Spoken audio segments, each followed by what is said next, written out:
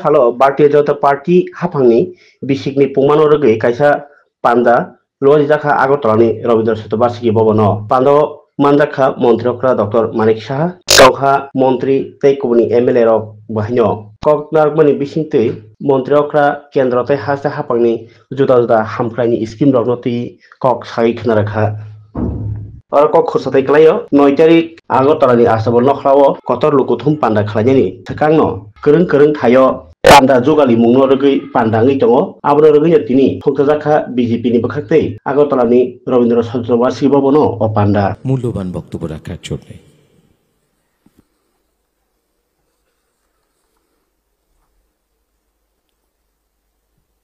সবাইকে নমস্কার। যতনা খলুমখা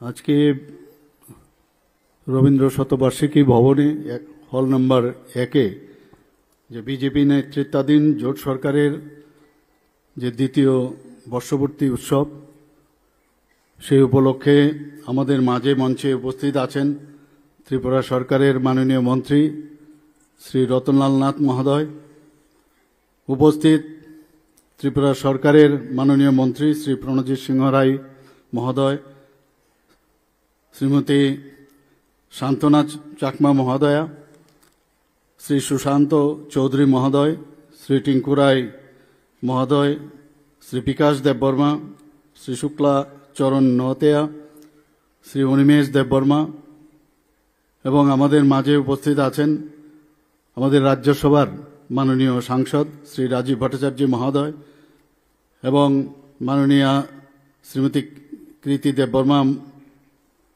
দেববর্মা মহোদয়া, মাননীয় এমপি লোকসভার এবং আমাদের আগরতলা মিউনিসিপ্যাল কর্পোরেশনের মাননীয় মেয়র শ্রী দীপক মজুমদার মহোদয়।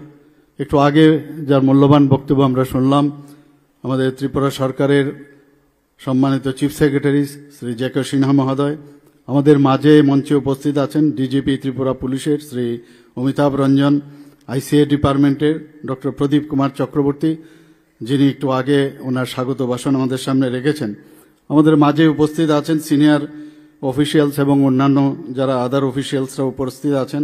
এখানে উপস্থিত আছেন মাননীয় বিধায়ক বিধায়িকাগণ, এমডিসি এবং কর্পোরেটর বৃন্দ এবং যারা চেয়ারম্যান পিএসইউরা যারা উপস্থিত আছেন এবং বিভিন্ন স্তরের যারা ইলেক্টেড রিপ্রেজেন্টেটিভ এবং বিশিষ্ট ব্যক্তিবৃন্দ এবং মিডিয়া বন্ধুরা, সবাইকে আজকে এখানে উপস্থিত থাকার জন্য হার্দিক অভিনন্দন ও শুভেচ্ছা জানাচ্ছি। এখানে আমার পূর্ববর্তী বক্তা আমাদের সম্মানিত চিফ সেক্রেটারি মহোদয় বিস্তারিত আলোচনা রেখেছেন আমাদের সরকারের এই গত 2 বছরে আমরা কি কি করলাম পুরো বিষয়ে উনি আলোচনা রেখেছেন। তাছাড়া আমাদের যিনি সেক্রেটারি মহোদয় আছেন আইসিআই ডিপার্টমেন্টের, উনিও ওনার বক্তব্যে অনেক কিছু আমাদের 2 বছরে আমরা কি করলাম সেই বিষয়গুলো এখানে রেখেছেন। আমরা যে বিজেপি নেতৃত্বাধীন আইপিএফটি এবং তীব্রমতা দলের যে বর্তমান রাজ্য সরকার তার যে দ্বিতীয় বর্ষ পূর্তি উপলক্ষে সর্বপ্রথম আমি রাজ্যের সকল অংশের জনগণ এবং শুভনার্থী এবং সমর্থক কর্মী এবং কার্যকর্তাদের সকলকে আমি হার্দিক অভিনন্দন ও শুভেচ্ছা জানাতে চাই।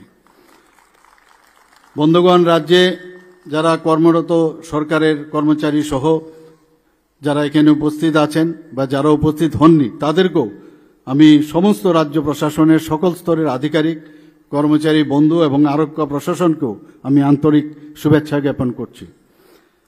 মাতা ত্রিপুরা সুন্দরীর আশীর্বাদে এবং সকলের যে কোঅপারেশন, যে কারণে এই বিজেপি নেতৃত্বাধীন যে দ্বিতীয় জোট সরকারের যে দ্বিতীয় বছরটি আমরা সাফল্যের সাথে আজকে যে এখানে উদযাপন করছি, এটা আমাদের রাজ্যের মানুষের এটা আকাঙ্ক্ষার প্রতিফলন আমি বলতে চাই।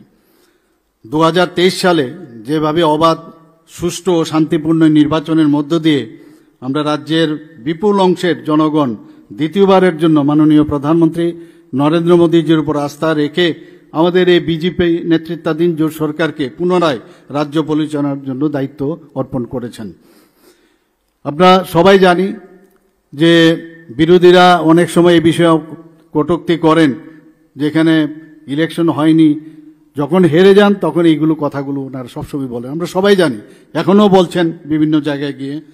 তো নিন্দুকেরা বলবেই, কিন্তু আমাদের কথা হচ্ছে আমরা ঠিকভাবে কাজ করতে পারছি কিনা।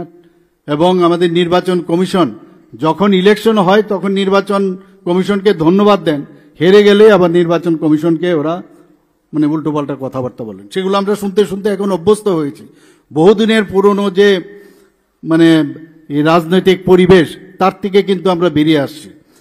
দেশের মাননীয় প্রধানমন্ত্রী নরেন্দ্র মোদীজির যে দূরদর্শী নেতৃত্ব এবং দেশকে গঠন করার যে ওনার স্বপ্ন, সেটা আবার আমাদের ত্রিপুরার সমস্ত মানুষ, আবার আমাদের এই রাজ্যকে ভারতীয় জনতা পার্টির নেতৃত্বাধীন সরকারে আবার প্রতিষ্ঠিত করার ওনারা আমাদের উপর আস্থা রেখেছেন। আমি এর জন্য ওনাদেরকে আবার পুনর্বার আমি ওনাদেরকে ধন্যবাদ এবং শুভেচ্ছা জানাতে চাই। আমাদের উন্নয়নকে আমরা অগ্রাধিকার দেই, সব জায়গায় উন্নয়ন আমরা যেখানে যাই আপনারা দেখেছেন যে চারিদিকে এখন উন্নয়নের যোগ্য যেটাকে বলে, আগে আমরা শুনতাম কিন্তু মানে প্র্যাকটিক্যালি কিন্তু উন্নয়ন আমরা দেখতে পাইনি। কিন্তু আমাদের সরকারে আমরা দেখতে পাচ্ছি, যা বলছি, আমাদের মাননীয় প্রধানমন্ত্রীজি উন্নয়ন সম্পর্কে সবসময় কথা বলেন, আমরাও সেই দিশায় আমাদের সরকার সেই উন্নয়ন যেকে সামনে রেখে এটাই হচ্ছে আমাদের মূল লক্ষ্য, সেইভাবে আমরা কাজ করছি। মাননীয় প্রধানমন্ত্রীজি বারবার বলছেন অ্যাক্ট ইস্ট পলিসি, এবং উনি বারবার বলছেন যতক্ষণ ধরে নর্থ ইস্ট ডেভেলপ না হবে ততক্ষণ ধরে ভারত কোনোদিন ডেভেলপ হবে না, এবং সেটা যেমন বলা সেমনি কিন্তু কাজ। আজকে